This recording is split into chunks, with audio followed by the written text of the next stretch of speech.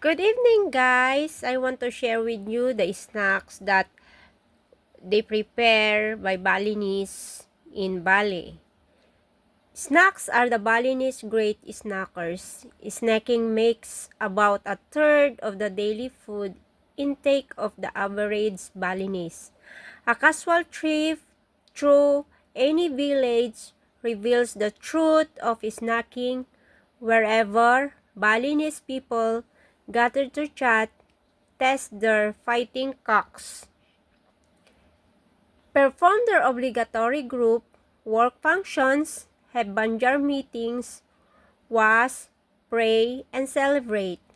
There, you will find many warong and their eager customer.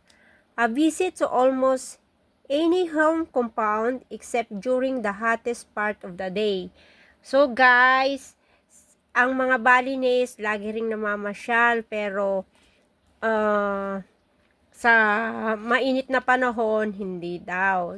They will reveal children munching on a snack. Snack sellers even penetrate the inner sanctums of offices, governments, and otherwise.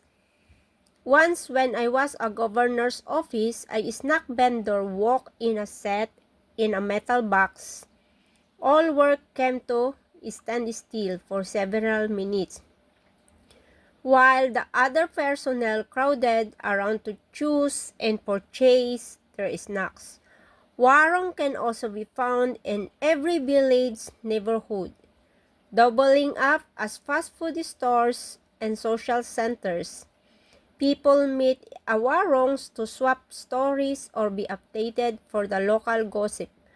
Families also make announcement of daughters that have reached marriageable age there. Besides the warong, there are postcard vendors. If you wait long enough, one will surely come by your front door.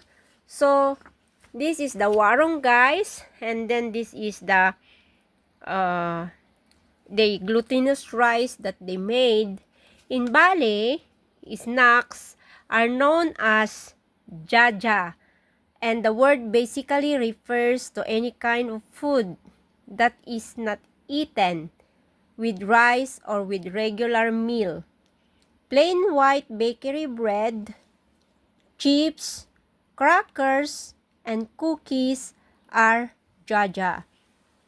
Jaja may be prepared by any three cooking methods: frying, steaming, or boiling.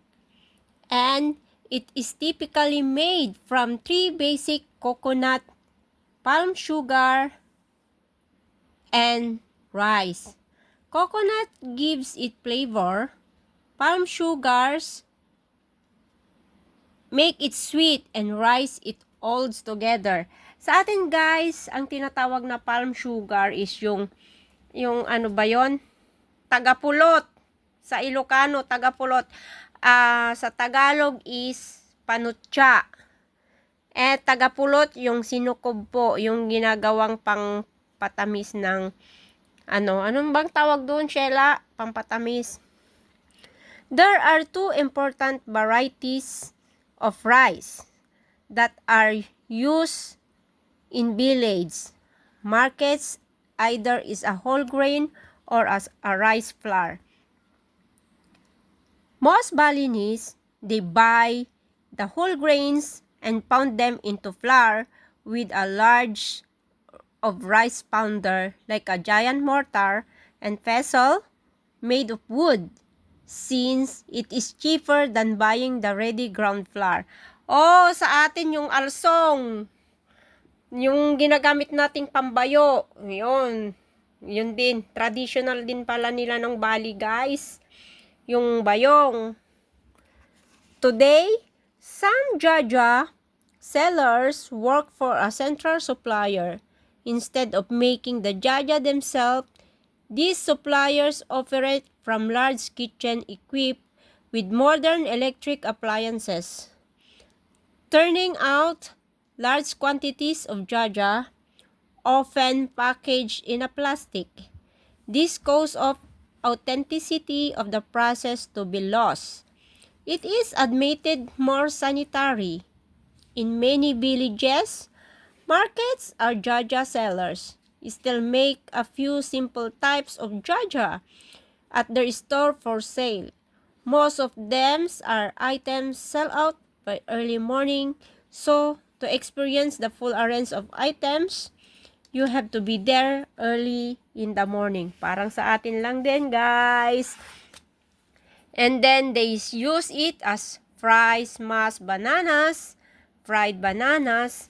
O yan guys, fried bananas. Sa atin yung maruya ba yun?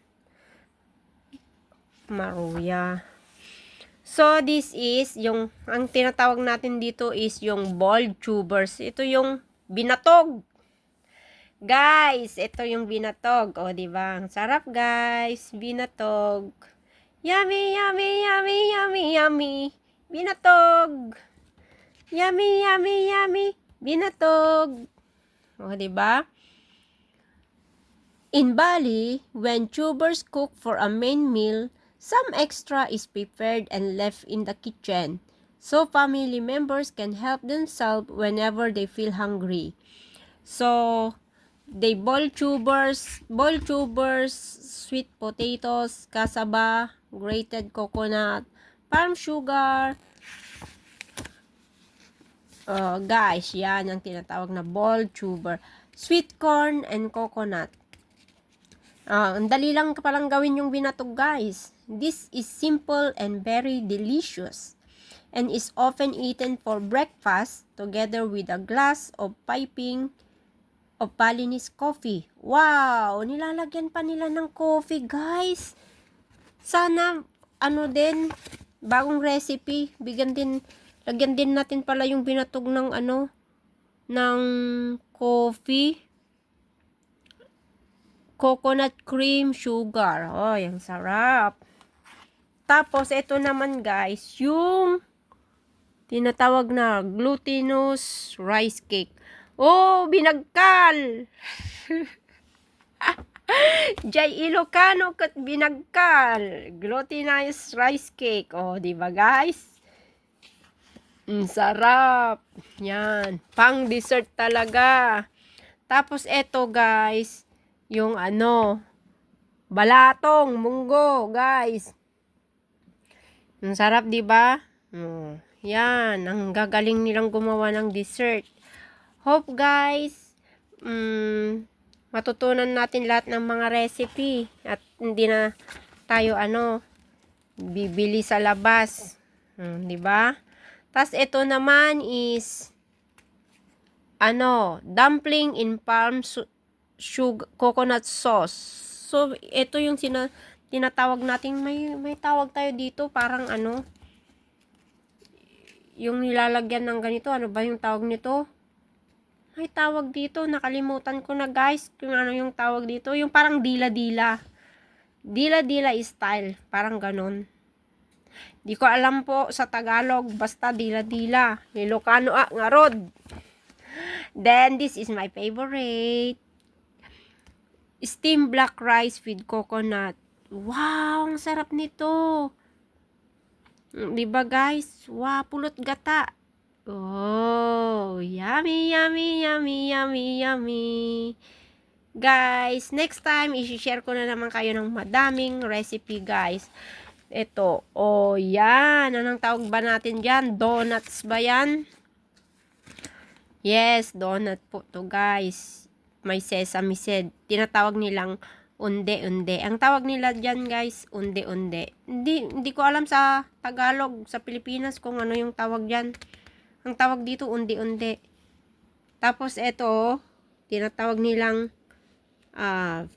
finger bananas. Finger bananas. Okay, guys. Thank you. Please like and subscribe my channel.